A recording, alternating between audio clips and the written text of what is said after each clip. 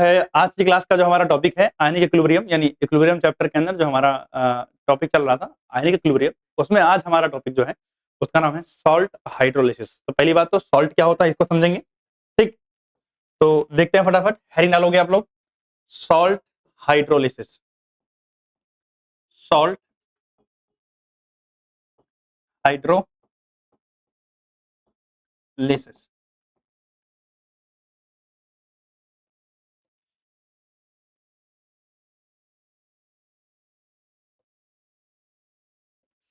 Salt hydrolysis क्या होता है, पहली बात तो समझते हैं कि सॉल्ट होता क्या है। भैया सॉल्ट होता है प्रोडक्ट ऑफ न्यूट्रलाइजेशन रिएक्शन। क्या होता है? प्रोडक्ट ऑफ न्यूट्रलाइजेशन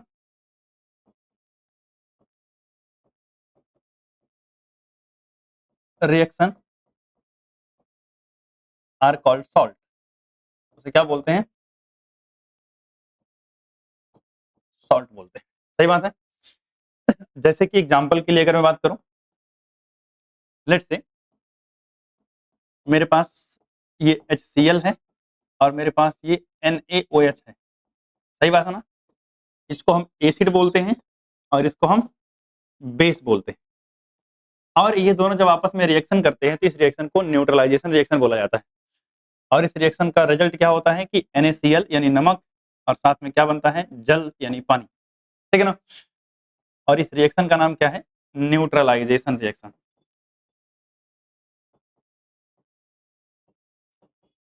तो मतलब जब न्यूट्रलाइजेशन रिएक्शन होती है तब जाके क्या बनता है? सॉल्ट बनता है। तब जाके क्या बनता है? सॉल्ट बनता है। क्लियर है बात? तो NaCl एक सॉल्ट है। NaCl क्या है? सॉल्ट। अब जानते हो ये खाने वाला नमक ही है जो हम घर में खाते हैं। तो कहने का मतलब सॉल्ट क्या होता है? सॉल्ट बनता है एसिड बेस की रिएक्शन के बाद, जिसको आप न्यूट्रलाइजेशन रिएक्शन बोलते हो। अब सुनना ध्यान से, इस सॉल्ट के अंदर यानी किसी भी सॉल्ट के अंदर कटायन होगा और अनायन होगा। क्या होगा? कटायन। जैसे ये प्लस और ये माइनस, यानी कटायन और अनायन होगा। तो सुनना ध्यान से, इंटरेक्शन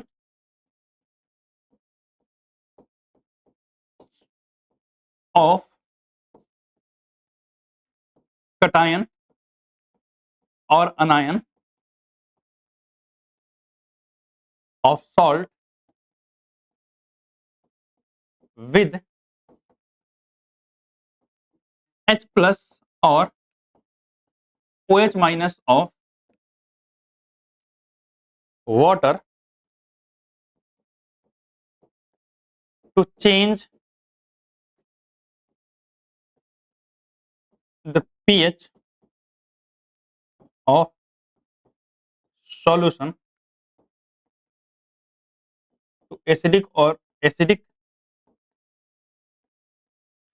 और basic is termed as salt hydrolysis. Is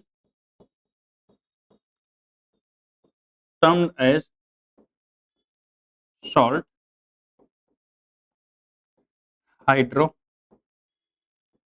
Is termed as salt hydrolysis. मतलब क्या हुआ कि सॉल्ट के अंदर कटायन होते हैं और अनायन होते हैं। उनमें से कटायन या अनायन वाटर के H प्लस या OH माइनस के साथ क्या करेगा? इंटरेक्ट करेगा। और इंटरेक्ट करने के बाद क्या करेगा? वो सॉल्यूशन का पीएच बदल देगा। हो सकता है सॉल्यूशन का पीएच एसिडिक हो जाए, हो सकता है सॉल्यूशन का पीएच बेसिक हो जाए। और इस पूरी फेनोमेना को, इस पूरे प्रोसेस को क्या बोलेंगे? हम सॉल्ट हाइड्रोलिसिस बोलेंगे। ठीक है ना। आगे चले भाई। अब हमारे पास सॉल्ट कई तरीके के होते हैं। सॉल्ट क्या होते हैं? कई तरीके के। पहला जो सॉल्ट है वो है salt of strong acid and strong base. Salt of strong acid and strong base, यानी अगर एसिड भी स्ट्रॉन्ग हो और बेस भी स्ट्रॉन्ग हो तो इससे जो सॉल्ट बनेगा उसे क्या बोलते हैं? Salt of strong acid and strong base. जैसे एग्जांपल के लिए है तो बहुत सारे सॉल्ट, लेकिन कुछ एग्जांपल देख। जैसे NaCl। NaCl कहां से बना है? NaOH एक स्ट्रॉन्ग बेस से और HCl एक स्ट्रॉन्ग एसिड से। सही बात है ना। अगर हम बात करें तो Na2 SO4 कहां से बना है बताओ?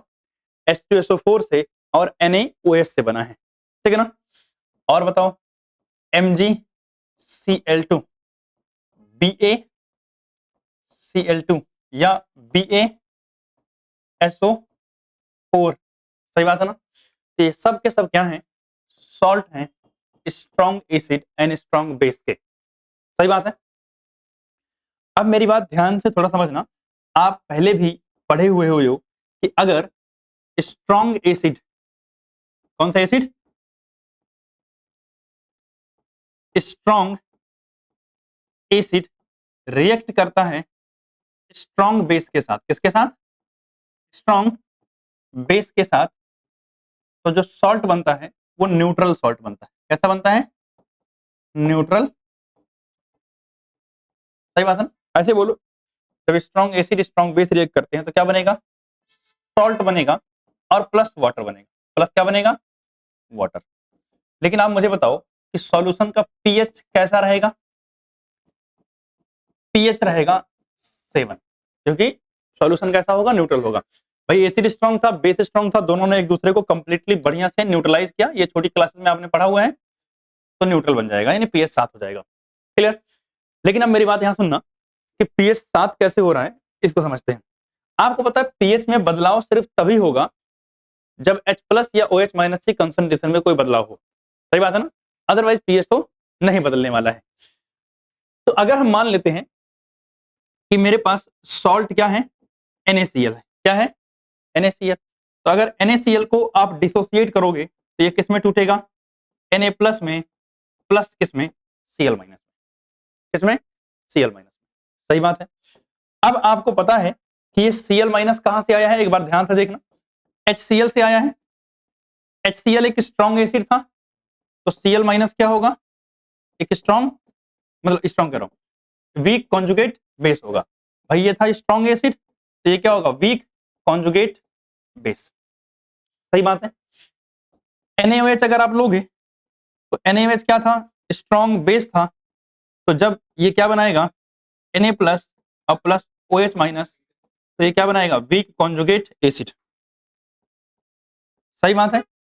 इसका मतलब ये है वीक कॉन्जुगेट एसिड और है स्ट्रॉन्ग वीक कॉन्जुगेट बेस, सही बात है ना? और बताओ, अगर ये दोनों वीक हैं तो ये दोनों वाटर से इंटरेक्ट नहीं करेंगे, क्योंकि भैया ना वाटर से H+ लेंगे, ना वाटर को H+ देंगे, ना वाटर से OH- लेंगे, ना वाटर को OH- देंगे, क्योंकि जो आसानी से H+ लूज करता है उसको हम एसिड बोलते हैं, जो H+ एक्सेप्ट कर लेता है उसको बेस बोलते हैं। या मैं बोलूं जो OH- के साथ इंटरेक्ट करके बेस बनाता है और H+ के साथ इंटरेक्ट करके क्या बनाते हैं? एसिड बनाते हैं। तो ये दोनों वीक हैं। क्या है? दोनों क्या है? वीक हैं। सिंस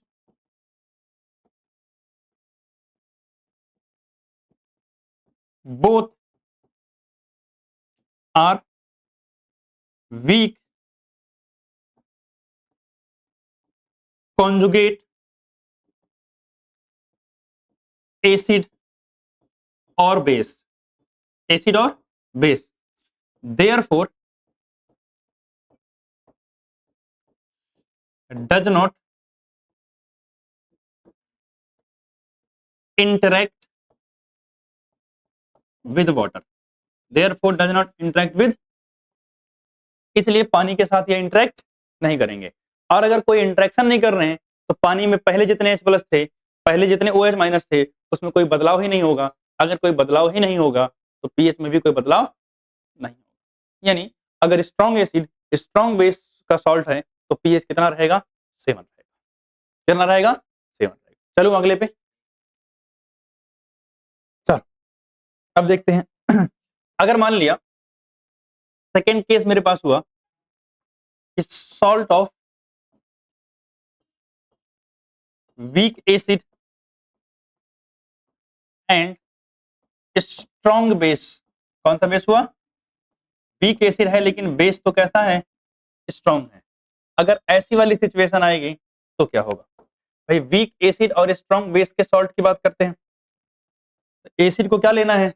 वीक लेना है। तो भैया वीक एसिड के साथ स्ट्रॉन्ग बेस का सॉल्ट, एक तो बड़ा फेमस सॉल्ट है ये सही बात है। एक NaHCO3 माइनस, सही बात है ना, क्लियर है बात।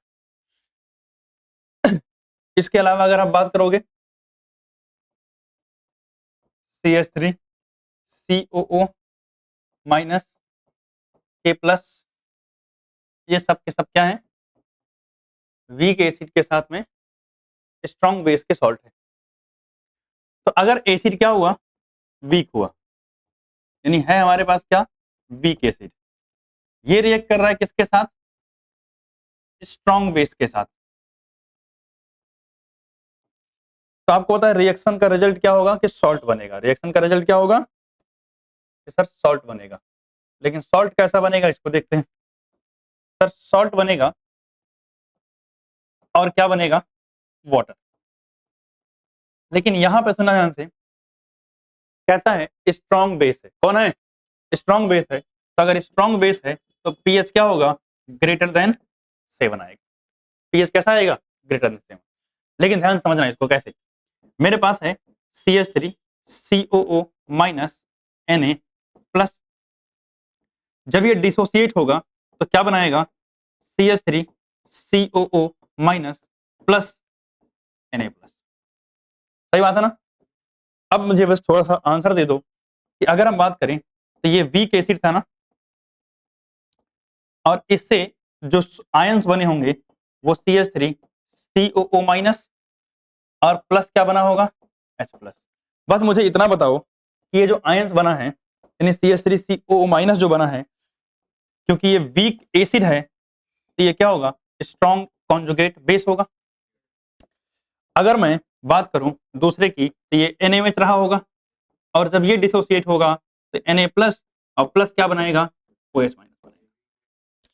और क्योंकि ये स्ट्रॉन्ग बेस है तो ये वीक कॉन्जुगेट एसिड होगा। भैया ये कमजोर है, कौन, ये वाला वीक कॉन्जुगेट बेस है, तो भैया do not undergo hydrolysis, do not undergo hydrolysis. वही मैंने बताया ना, इंटरेक्शन करेगा नहीं वाटर के साथ।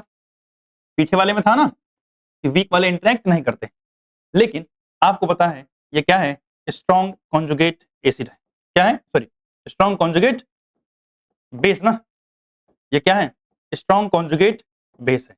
तो स्ट्रॉन्ग कॉन्जुगेट बेस क्या करेगा, इंटरेक्शन तो करेगा। तो स्ट्रॉन्ग कॉन्जुगेट बेस क्या करेगा, consume H plus from water, यानी जल में से H प्लस ले लेगा। भाई क्या है, स्ट्रॉन्ग है ना, और स्ट्रॉन्ग बेस का काम क्या होता है, H प्लस एक्सेप्ट करना। तो H प्लस कहां से आएगा, पानी में H प्लस मौजूद था, पानी के H प्लस को उसने क्या किया, एक्सेप्ट कर लिया। जब ये पानी के H प्लस को एक्सेप्ट करेगा तो क्या कंसंट्रेशन ऑफ H प्लस कम हो जाएगी, क्या कंसंट्रेशन ऑफ OH माइनस बढ़ जाएगी सॉल्यूशन के अंदर।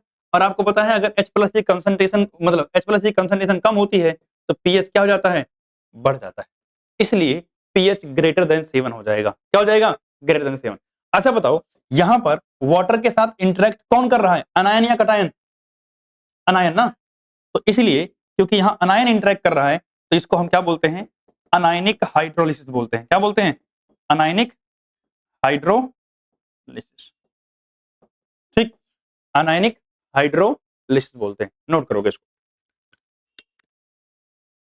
अब थर्ड हमारे पास आता है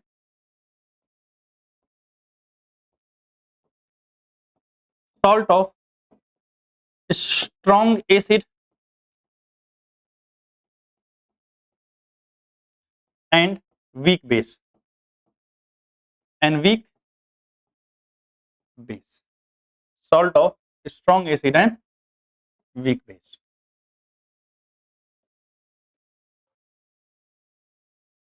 salt of strong acid and weak base। ठीक है, अब मेरी बात सुनना ध्यान से। अगर हम बात करें एग्जाम्पल की, तो स्ट्रॉन्ग एसिड चाहिए और क्या चाहिए, वीक बेस चाहिए। तो जैसे मान लिया NH4Cl, NH4Cl, NH4 कहां से आया है, NH4OH से, और Cl कहां से आया है? Cl कहां से आया है? NH4OH, और ये Cl कहां से आया है? HCl से। Cl कहां से आया है? HCl से। तो इस तरीके से क्या बना, यहां अगर आप देखो तो ये एसिड कैसा है? स्ट्रॉन्ग एसिड है, और ये कैसा है? Week base. तो बन गया ये सॉल्ट। आप सुनना ध्यान से, अगर हम बात करें इसके अंदर, तो मेरे पास क्या है? NH4Cl है। जब ये ब्रेक होगा, अच्छा अगर हम इसकी रिएक्शन लिख लें तो आपको पता है यहाँ स्ट्रॉन्ग एसिड रिएक्ट करेगा वीक बेस के साथ। किसके साथ?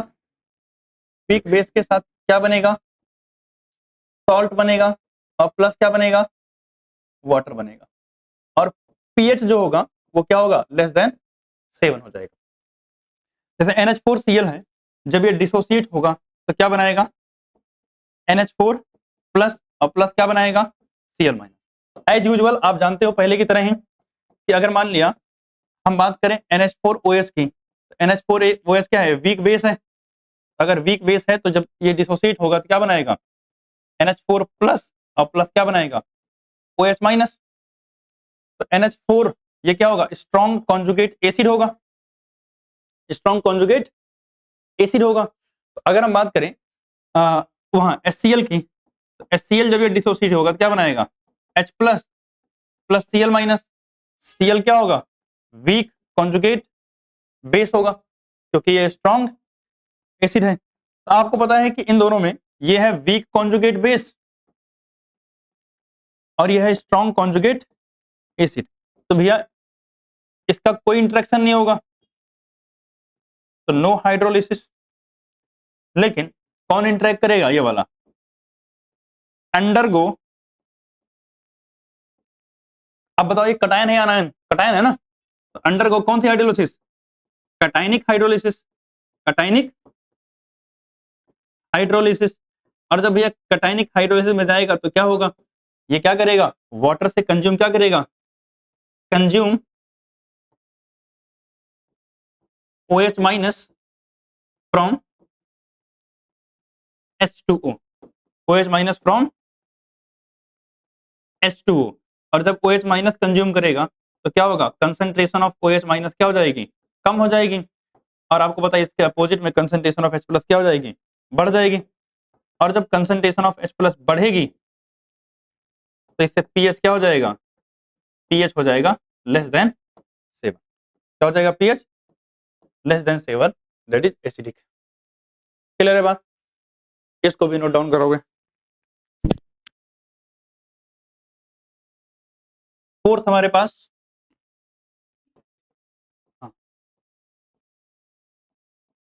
Salt of weak acid weak base. Weak acid and weak base. तो अगर हम सॉल्ट ऑफ वीक एसिड और वीक बेस की बात करें तो भैया दोनों ही वीक है। तो दोनों ही वीक है, तो देखो ध्यान से। एग्जाम्पल के लिए अगर हम बात करें, जैसे हो गया NH4, और ऐसे लिख देते हैं CH3 COO NH4। आपको पता है NH4 प्लस और COO माइनस। आपको पता है कौन कहां से आया है? NH4 कहां से आया है? NH4OH से। और CH3 COO कहां से आया है? CH3 COOH से आया है। तो अगर आप इसकी बात करोगे तो यहाँ पर CH3 COO माइनस NH4 क्या है? प्लस है। अगर हम बात करेंगे तो ये ब्रेक होंगे किसमें? CH3 COO माइनस और प्लस किसमें?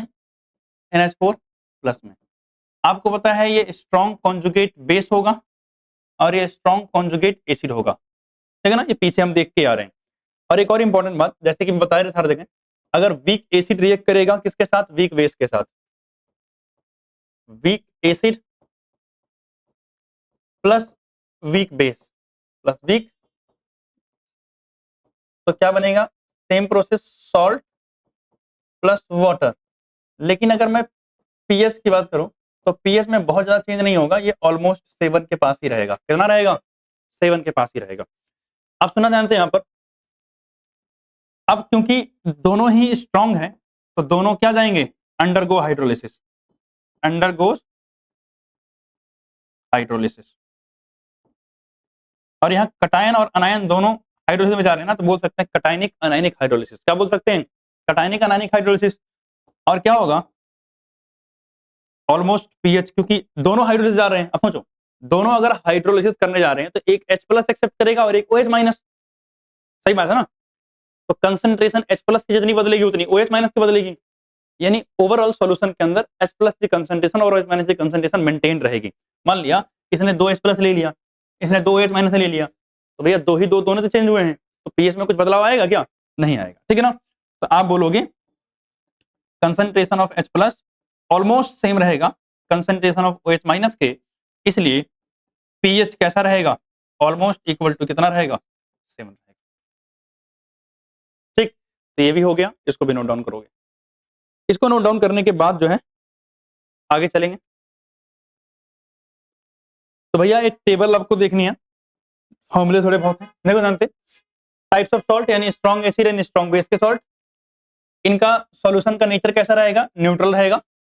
यहाँ पर कोई हाइड्रोलिसिस नहीं होगी, कोई हाइड्रोलिसिस नहीं होगी, पीएच कितना रहेगा, ऑलमोस्ट 7 के पास रहेगा। स्ट्रॉन्ग बेस वीक एसिड है, तो वीक एसिड है तो पीएच ग्रेटर देन 7 हो जाएगा, तो बेसिक सॉल्यूशन रहेगा पीएच ग्रेटर देन 7।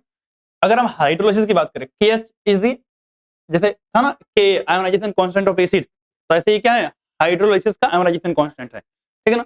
तो केएच का फॉर्मूला होगा KW अपॉन में के। अगर आप बात करोगे एच, एच क्या है, डिग्री ऑफ हाइड्रोलिसिस, एच क्या है, degree of hydrolysis, degree of hydrolysis. तो अगर हम H की बात करें तो H का फॉर्मूला होता है KW के इंटू में C, और अगर pH निकालना हो तो pH का फॉर्मूला हो जाएगा हाफ इंटू में PKW plus PKA plus log C। अब ये 10 लिखने की जरूरत नहीं है, क्योंकि हम मान के चल रहे हैं log का बेस कितना है, 10 ही रहेगा वो, ठीक है ना। Strong acid strong weak base हुआ तो pH लेस देन 7 हो जाएगा, pH का फॉर्मूला KW अपॉन में KB। और अगर हम बात करें जो है इसका KW अपॉन में KB इंटू में C आएगा, और pH का formula PKA minus PKB minus log C। अब ये 10 मैंने बताया ना, जरूरत नहीं है लिखने की इसकी। और अगर week acid and weak base हुआ तो सॉल्ट न्यूट्रल हो जाएगा ऑलमोस्ट, और पीएच मतलब केएच का फॉर्मूला क्या होगा, KW इंटू में KA इंटू में KB। H यानी हाइड्रोलिसिस कांस्टेंट कैसे निकालेंगे, यानी degree of hydrolysis KW upon में K इंटू में KB। तो पीएच इक्वल टू क्या होता है, PKW plus PKA minus PKB, ये फॉर्मूला होता है, ठीक है ना। ये टेबल बनाओगे, हाइड्रोलिसिस के फॉर्मूले हैं ये सब, ठीक है ना। तो अगला टॉपिक हमारे पास आता है जिसका नाम है बफर सॉल्यूशन। क्या नाम है, बफर सॉल्यूशन। तो पहली बात तो सर ये बफर सॉल्यूशन है क्या चीज, तो अगर हम बफर सॉल्यूशन की बात करें तो ये एक ऐसा सॉल्यूशन है जो पीएच में चेंज को क्या करता है, रजिस्ट करता है। समझाता हूं मैं, पहले लिख लेते हैं एक बार, the solution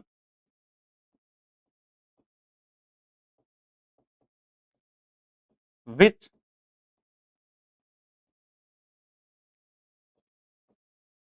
resist the change in pH, which resist the change in pH on addition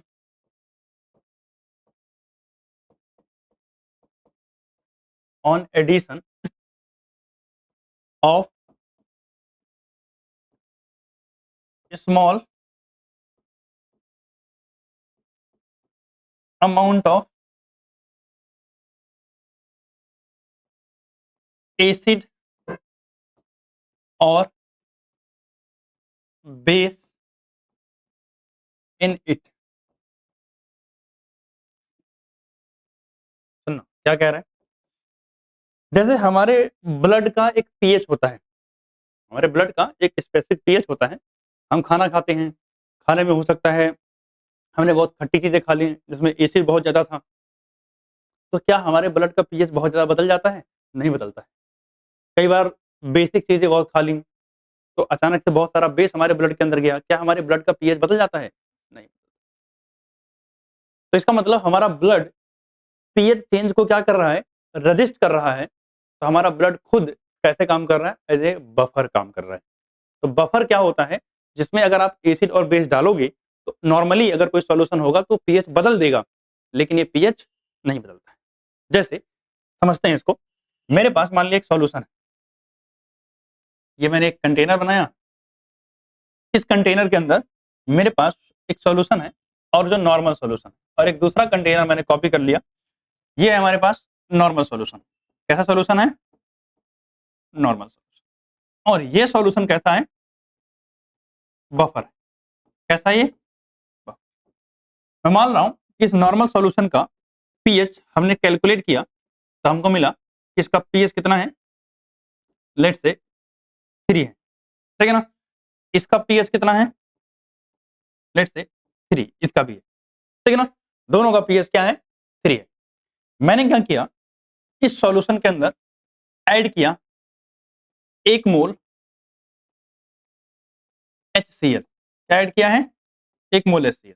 अब बताओ HCl क्या है? एक एसिड है, और एसिड के ऐड करने पर पीएच क्या होना चाहिए? कम हो जाना चाहिए। सही बात है। यहां भी मैंने क्या किया, 1 मोल HCl यहां भी ऐड कर दिया, यहां भी पीएच बदलना चाहिए। मैंने देखा कि पीएच बदल के जो मुझे न्यू पीएच मिला वो यहां मिला 2। कितना मिला यहां? यानी पीएच में चेंज कितने का आया? 1 का आया। लेकिन जब मैंने यहां न्यू पीएच देखा तो न्यू पीएच बहुत ज्यादा से ज्यादा अगर चेंज होगा तो अप्रोक्सीमेटली 2.9 के आसपास रहा। इसका मतलब लगभग सेम है। तो आप बताओ इन दोनों सॉल्यूशन में से किस में पीएच चेंज ज्यादा आया? नॉर्मल वाले में। बफर वाले ने पीएच चेंज नहीं किया। तो इसी को अगर कोई सॉल्यूशन पीएच में चेंज को रजिस्ट करता है कि भैया मुझको तो नहीं चेंज होना है, तो वो सॉल्यूशन क्या कहलाता है? बफर सॉल्यूशन कहलाता है। रही बात कि सर ऐसे सॉल्यूशन कैसे बनते हैं और ये ऐसा क्या करते हैं कि इसके पीएच में कोई चेंज नहीं आता है, इसको हमें आगे समझना है। तो पहली बात तो आपको इतना समझ में आया कि बफर सॉल्यूशन है क्या। जो पीएच चेंज को रजिस्ट करते हैं उन्हें हम बफर सॉल्यूशन बोलते हैं। अब जो बफर सॉल्यूशन है ना, ये हमारे पास हमें जो पढ़ने हैं वो 2 टाइप के हैं। हाँ, तो अगर आप इसमें बेस भी ऐड करोगे ना, जैसे मान लिया अगर किसी ने बेस भी ऐड कर दिया तो इसका पीएच बढ़ जाएगा। इसका पीएच मान लिया 3.1 हो गया बढ़ के, ज्यादा चेंज नहीं होगा, ठीक है ना। तो बफर की अगर हम बात करें तो हमें जो पढ़ने हैं उसमें 2 टाइप बफर हैं। एक है एसिडिक बफर। कौन सा बफर? Acidic buffer. और दूसरा होता है बेसिक बफर। कैसा बफर? Basic buffer. कौन सा बफर? Basic buffer. यानी हमारे पास 2 तरीके के बफर हैं। चलते हैं आगे, सबसे पहले समझते हैं एसिडिक बफर को। चलो भाई।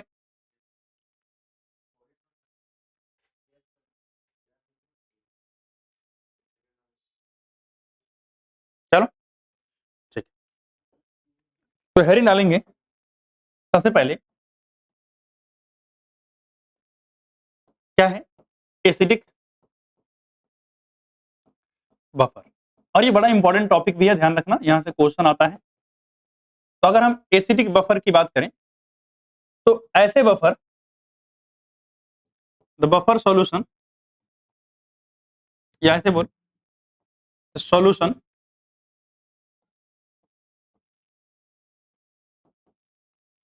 Of weak acid, weak acid and its salt with strong base. The solution of weak acid and its salt with strong base. इसे हम क्या बोलेंगे? एसिडिक बफर बोलेंगे। क्या बोलेंगे? Acidic buffer. जैसे एग्जांपल के लिए समझना, मेरे पास एक वीक एसिड है CH3COOH। सही बात है। इसका सॉल्ट, इसी एसिड का सॉल्ट, तो इस एसिड का सॉल्ट हमने लिया तो इसमें से CH3COO माइनस मिल जाएगा। स्ट्रॉन्ग बेस के साथ सॉल्ट लेना है तो स्ट्रॉन्ग बेस से मैंने क्या ले लिया? Na प्लस ले लिया। तो आप बताओ, ये है वीक एसिड, ये है क्या? Salt of this weak acid with strong base. सही बात है। इसके अलावा H2CO3 इसे कार्बोनिक एसिड बोलते हैं और इसका सॉल्ट स्ट्रॉन्ग बेस के साथ NaHCO3 और ये हमारे ब्लड के अंदर मिलता है। क्या मिलता है? हमारे ब्लड के अंदर। इसी को बोलते हैं ब्लड का हमारे जो बफर है वो यही है। ठीक है, इतनी बात समझे? ठीक, आप समझते हैं कि ये बफर कैसे काम करता है, कैसे काम करता है, ठीक है ना? तो अगर हम बात करते हैं वर्किंग ऑफ बफर, क्या चीज?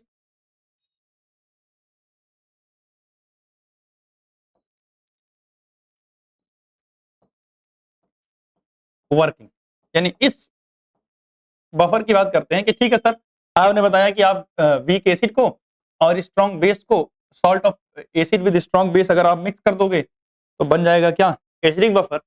लेकिन अब ये बताओ कि ये ठीक है बफर तो बन गया, लेकिन ये कैसे काम करता है और पीएच में चेंज क्यों नहीं होता है? ठीक है, तो अगर हम बात करें तो हमें पता है कि हमने जो लिया है वो पहले है CH3COONA, सॉल्ट है। सॉल्ट 100% डिसोसिएट होता है तो क्या बनाएगा? CH3COO माइनस बनाएगा। बात सही है? प्लस क्या बनाएगा? H प्लस बनाएगा। सही बात है। मेरे पास दूसरा है वीक एसिड जो है CH3COOH।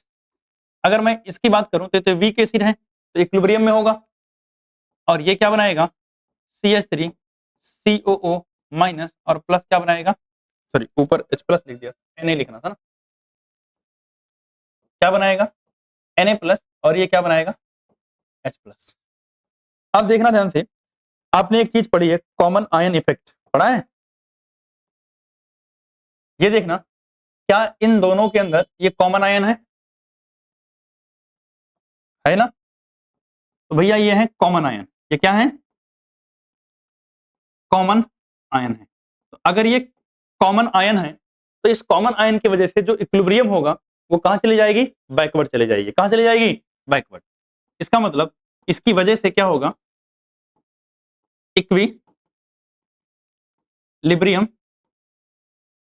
Of CH3COOH shift backward. कहां चली जाएगी? बैकवर्ड चली जाएगी। सही बात है। अब सोचो, अगर इक्विलिब्रियम इसकी बैकवर्ड जाएगी तो मुझे बस इतना सा जवाब दो, क्या डिग्री ऑफ डिसोसिएशन कम हो जाएगा? क्या CH3COOH CH3COO माइनस के फॉर्म में मिलेगा या इस फॉर्म में मिलेगा? CH3COOH, अरे CH3COOH के फॉर्म में मिलेगा ना। अगर बैकवर्ड आ रहा है तो मतलब CH3COO माइनस किस में कन्वर्ट हो जाएंगे? CH3COOH में कन्वर्ट हो जाएंगे। ठीक है ना? इसका मतलब हुआ क्या कि इसका DOD भी क्या कर जाएगा? डिक्रीज कर जाएगा। And CH3COH do not ionise, ये आयोनाइज नहीं होगा। सही बात है ना? मतलब होगा, कम होगा। ठीक है ना? अब मेरी बात सुनना ध्यान से, जब इतनी बात आप समझ गए तो आगे समझते हैं। मेरे पास कंटेनर है, मेरे पास क्या है? कंटेनर। अब उस कंटेनर के अंदर ले लेते हैं, ये बफर सॉल्यूशन वाला कंटेनर है। आप बताओ, इसी कंटेनर के अंदर मैंने ये सब कुछ मिला रखा है क्योंकि बफर सॉल्यूशन बना रहा था ना, इसी के अंदर सब कुछ मिला रखा है। तो आप मुझे बताओ, क्योंकि ये सॉल्यूशन कैसा है? बफर है, एसिडिक बफर। कौन सा? Acidic buffer. तो मैं इतना बस जानना चाह रहा हूं कि इस कंटेनर के अंदर क्या क्या होंगे। पहली बात, आपको पता है आपने मिलाया था क्या? वीक एसिड यानी CH3COOH। तो क्योंकि वो डिसोसिएट तो हुआ नहीं तो एच डी ये सॉल्यूशन के अंदर मिलेगा, तो CH3COOH ये मिलेगा। सही बात है। दूसरा, क्योंकि वो ऊपर सॉल्ट है ना, तो सॉल्ट तो स्ट्रॉन्ग इलेक्ट्रोलाइट होते हैं, तो वो CH3COO माइनस के फॉर्म में मिलेगा और Na प्लस के फॉर्म में। तो एक और चीज मिलेगी मुझे यहाँ पर, CH3COO माइनस मिलेगा, CH3COO माइनस मिलेगा। Na प्लस भी मिलेगा, लेकिन Na प्लस का यहाँ कोई रोल नहीं है, Na प्लस का यहाँ कोई रोल नहीं है। तो जैसे मैं यहाँ लिख दे रहा हूँ, यहाँ पर मेरे पास क्या होगा? Na प्लस भी होगा। क्या होगा? Na प्लस भी होगा। ये जो Na प्लस है ना, इसको हम बोलते हैं बच्चे स्पेक्टेटर। क्या बोलते हैं? स्पेक्टेटर, देखने वाला बस, स्पेक्टेटर आयन, दर्शक है ये, इसका कोई रोल नहीं है यहाँ, ठीक है ना, ये पूरा तमाशा देख रहा होता बैठ के। अब मेरी बात सुना ध्यान से, अगर मैंने इसमें ऐड किया, इसके अंदर मैंने एसिड डाला, कर सकता हूं ना भाई, मुझे ये चेक करना है कि सर एसिड डालने में कुछ बदलाव नहीं आएगा, तो यही देखते हैं। तो अगर मैंने इसमें क्या डाला, एसिड डाला, H प्लस मतलब एसिड, सही बात है ना, इसमें मैंने क्या डाल दिया, चलो मैं लिख दे रहा हूं इंग्लिश में ही, एसिड। हो सकता है मैंने इसमें क्या ऐड किया हो, बेस ऐड किया हो, सही बात है। अच्छा एक काम करते हैं, पहले एसिड का समझ लेते हैं फिर बेस का देखते हैं। थोड़ा सा एक काम करते हैं, जगह बनाते हैं इधर, इसी पेज पे हो जाए ना, अगले पेज पे ना जाना, कोई सा भी एसिड डालो कोई दिक्कत नहीं, वीक डालो स्ट्रांग डालो, अरे तो सॉल्यूशन वीक एसिड का है ना, तो आप ऐड जो मर्जी वो करो, मैंने ऐड करने के लिए थोड़ी बोला। हाँ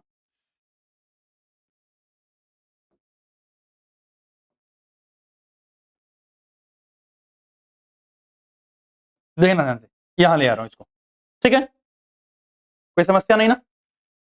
अब देखना ध्यान से, जब मैंने इसमें क्या ऐड किया, एसिड ऐड किया, तो एसिड से क्या मिलेगा मुझे, H प्लस, तो मैं यहां लिख रहा हूं on addition of acid, on addition of acid, जब मैं इसमें एसिड ऐड करूंगा तो एसिड से क्या आएगा, H प्लस आएगा, क्या आएगा, H प्लस आएगा, तो मेरे पास है क्या, CH3COO माइनस है ना, तो भाई साहब CH3COO माइनस, ये क्या है, स्ट्रॉन्ग कॉन्जुगेट बेस है, और H प्लस कहां से आया है, एसिड से, H प्लस कहां से आया, एसिड से, तो भाई जो H प्लस एसिड से आया है, इसके साथ ये रिएक्ट कर जाएगा और क्या बनाएगा, CH3COOH बना लेगा।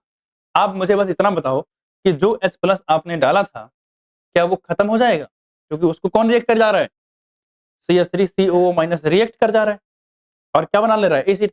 पीएच क्यों बदलता है, जब सॉल्यूशन के अंदर H प्लस की कंसंट्रेशन बढ़े, वो जो है बढ़े या फिर घट जाए, जो भी H प्लस यानी जो भी एसिड आपने डाला उससे जो भी H प्लस आया उसको किसने यूज कर लिया, CH3COO माइनस ने, तो H प्लस सॉल्यूशन में बचेगा क्या, नहीं बचेगा।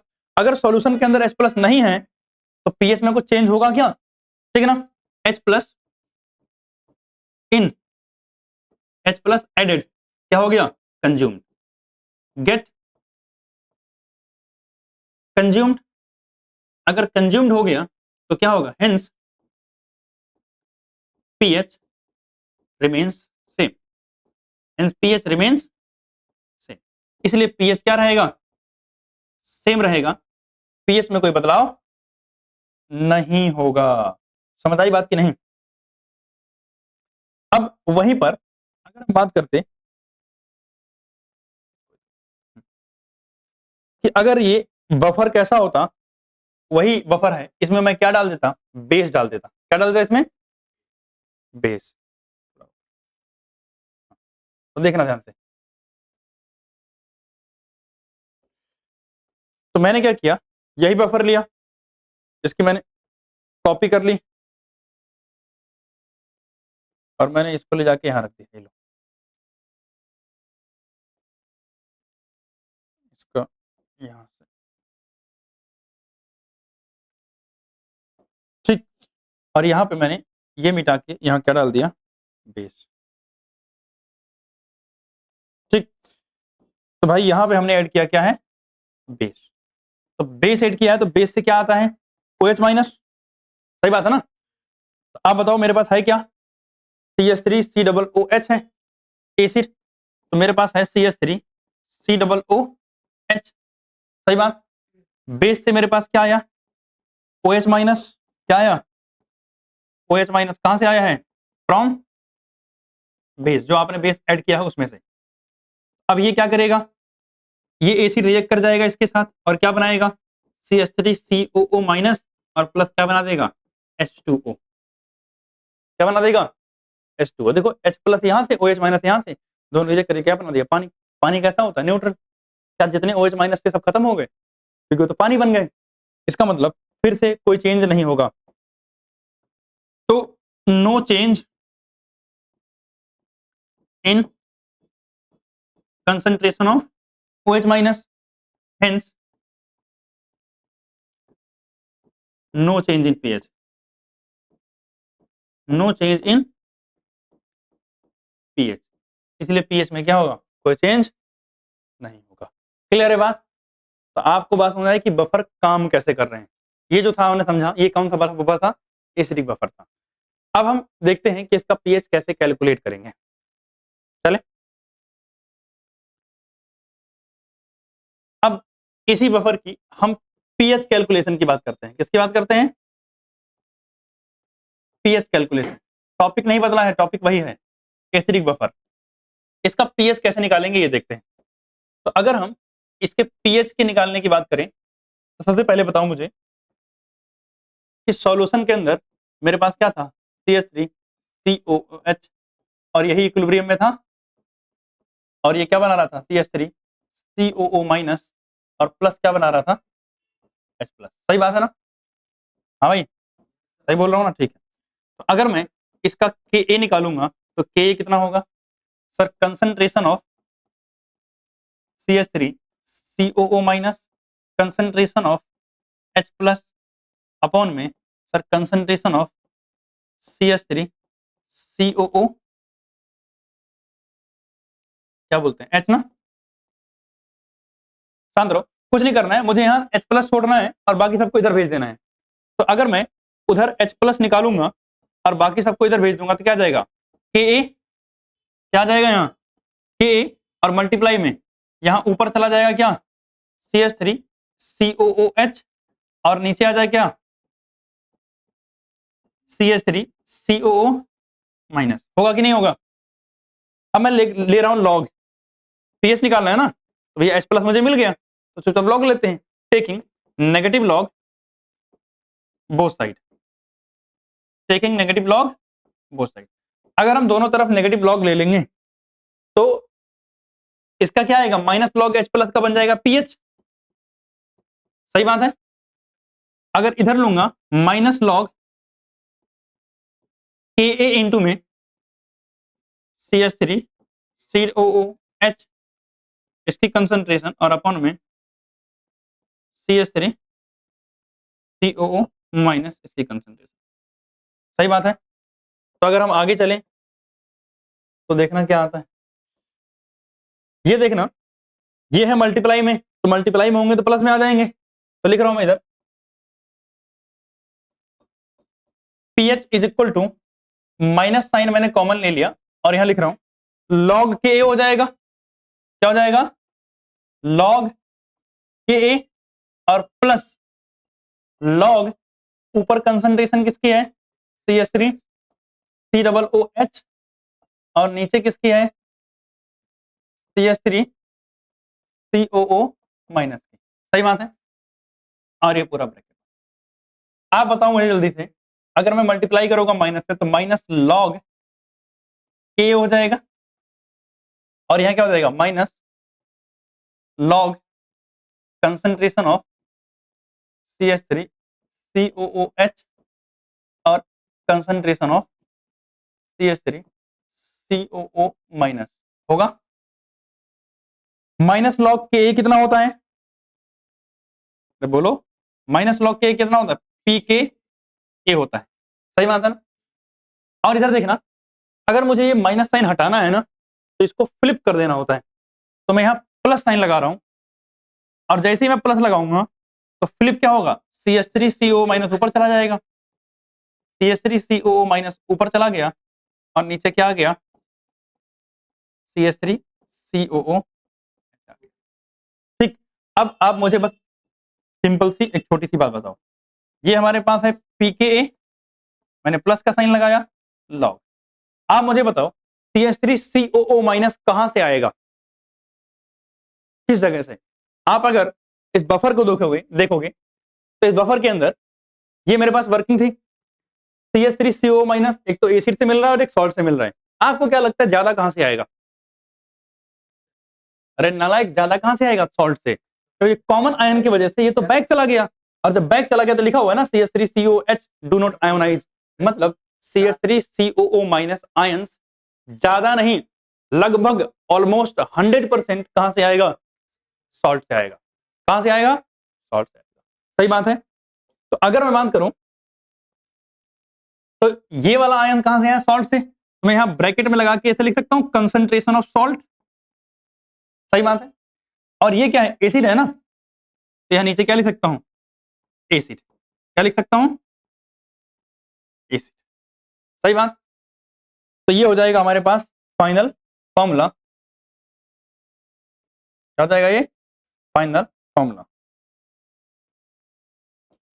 क्या हो जाएगा? फाइनल फॉर्मूला, जिसे हम क्या बोलते हैं? हेंडरसन हेसल बाल्च इक्वेशन बोलते हैं। लिख दे रहा हूं मैं नाम इसका। इक्वेशन में क्या बोलते हैं? हेंडरसन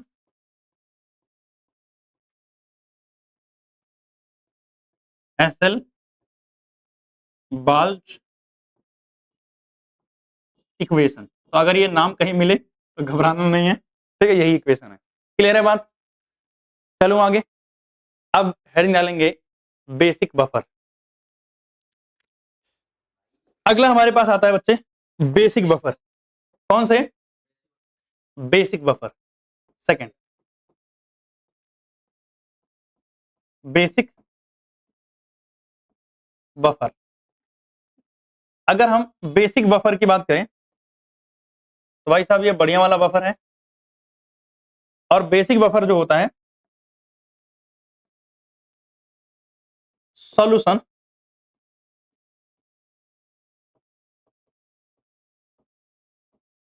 which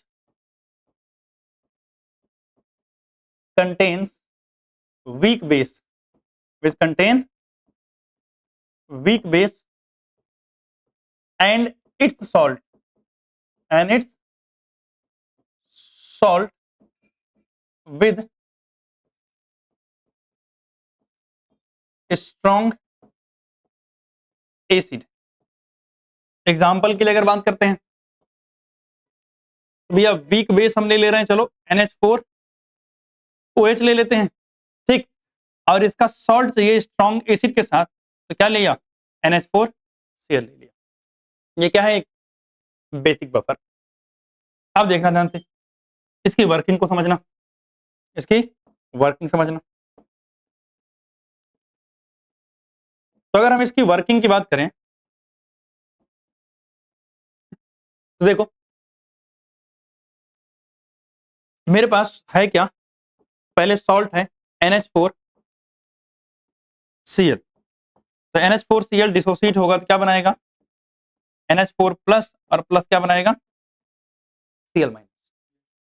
और आपको पता है NH4OH, क्योंकि ये वीक बेस है तो ये इक्विलिब्रियम में एग्जिस्ट करेगा और क्या बनाएगा? NH4 प्लस, और प्लस क्या बनाएगा? NH4 प्लस और प्लस OH माइनस। सही बात है। अब आप मुझे बताओ, ये दोनों कॉमन आयन है ना? है ना? है ना भाई? ये है कॉमन आयन। तो कॉमन आयन की वजह से क्या होगा? DOD of NH4 plus NH4OH क्या कर जाएगी? डिक्रीज कर जाएगी। और अगर ये डिक्रीज करेगी तो क्या हो जाएगा? आयोनाइजेशन NH4OH का क्या हो जाएगा? कम हो जाएगा। ठीक है ना? या ऐसे मैं बोल दूं, इक्विलिब्रियम, इक्विलिब्रियम कहां चली जाएगी? बैकवर्ड चली जाएगी। इक्विलिब्रियम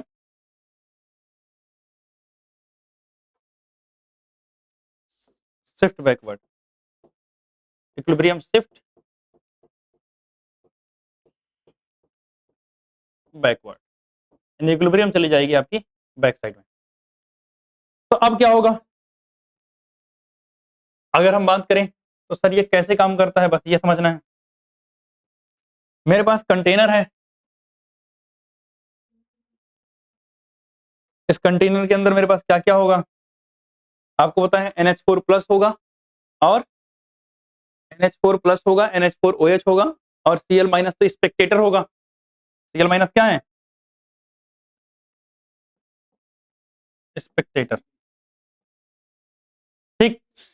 तो अगर हम बात करें तो मेरे पास मिलेगा क्या, एक तो मिलेगा मेरे पास NH4 प्लस और दूसरा क्या मिलेगा NH4 OH। क्या मिलेगा NH4 प्लस और NH4 OH।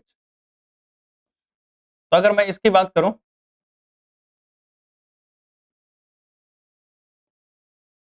ये दोनों मुझे साथ में मिले। ठीक, अब आप मुझे बताओ, अगर मैं इस सॉल्यूशन के अंदर क्या डाल दूं, क्या ऐड कर दूं, एसिड। अगर मैं इसके अंदर नहीं, अलग अलग करेंगे दोनों। अगर मैं इसके अंदर एसिड ऐड करता हूं तो बताओ क्या होगा सर, एसिड से H प्लस आएगा और H प्लस के साथ कौन रिएक्ट करेगा, NH4OH रिएक्ट करेगा किसके साथ, H प्लस के साथ। ये H प्लस कहां से आया है, एसिड से आया है, और ये रिएक्ट करके क्या बनाएगा ये बताओ, NH4 प्लस बनाएगा और H2O बनाएगा। क्या बनाएगा, NH4 प्लस और प्लस क्या बनाएगा, H2O बनाएगा। सही बात है। तो हमें यहां पर पता चला कि भैया रिएक्शन जब होगी तो क्या बनेगा। अब मेरी बात ध्यान सुनना, क्योंकि यहाँ पे जितना भी OH प्लस आया था एसिड से वो सारा कंज्यूम हो गया। तो जब सारा कंज्यूम हो गया तो H प्लस बचा ही नहीं, तो पीएच में कुछ चेंज होगा नहीं ना। तो no change in H plus, no change in H plus concentration. तो क्या होगा भाई साहब, no change in pH, no change in pH.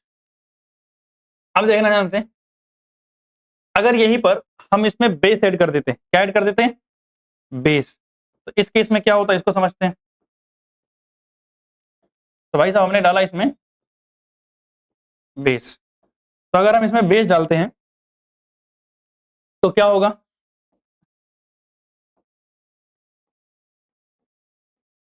NH4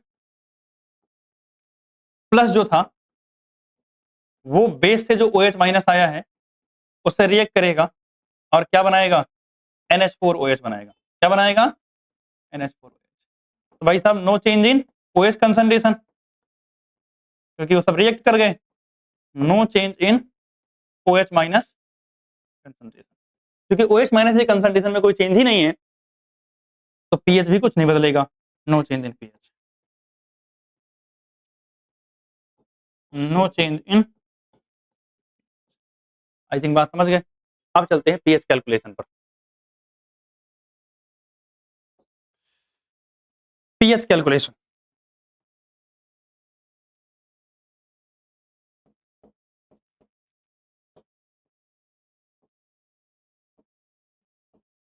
कौन सी कैलकुलेशन, पीएच। अगर हम पीएच कैलकुलेशन की बात करें तो देखना ध्यान से, NH4OH था, इसी में इक्विलिब्रियम मिल रही थी, तो किसमें ही टूटेगा, NH4 प्लस और प्लस OH माइनस में, क्योंकि बेस है तो क्या निकालना पड़ेगा, Kb। तो अगर मैं इसका Kb निकालूंगा तो Kb इज इक्वल टू होगा concentration of NH4 plus, concentration of OH minus, concentration of NH4OH। ठीक है, अब सुना ध्यान से, यहां से मुझे कंसंट्रेशन ऑफ OH माइनस अलग करनी है, तो क्या हो जाएगा, Kb इंटू में कंसंट्रेशन ऑफ NH4OH ऊपर चला जाएगा और अपॉन में कंसंट्रेशन ऑफ NH4 प्लस नीचे आ जाएगा। सही बात है। तो अगर माइनस लॉग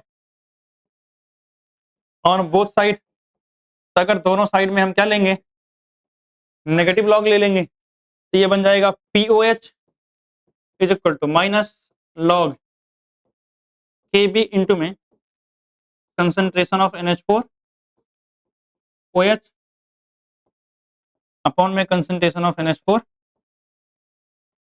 प्लस। सही बात है ना। अब देखना ध्यान से,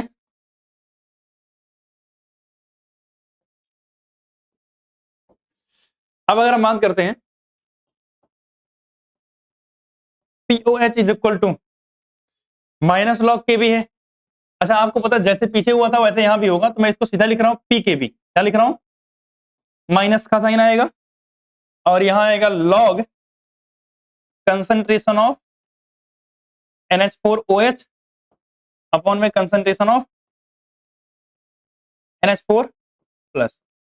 अब अगर मैं साइन बदलूंगा तो POH का फॉर्मूला हमारा आ जाएगा पी के बी और ये माइनस की जगह प्लस हो जाएगा लॉग और ऊपर चला जाएगा क्या NH4 प्लस और नीचे आ जाएगा NH4OH की कंसंट्रेशन। अब बताओ मुझे जल्दी से कि अगर आप फॉर्मूला लिखोगे फाइनल तो POH इज इक्वल टू ये हो जाएगा PKB प्लस लॉग। अब ये NH4 प्लस कहां से आएगा? सॉल्ट से आएगा ना। तो अगर ये सॉल्ट से आएगा तो ऊपर लिख सकता हूं सॉल्ट की कंसंट्रेशन अपॉन में ये कहां से आया? बेस से ना, तो लिख सकता हूं बेस की कंसंट्रेशन और ये हो जाएगा हमारा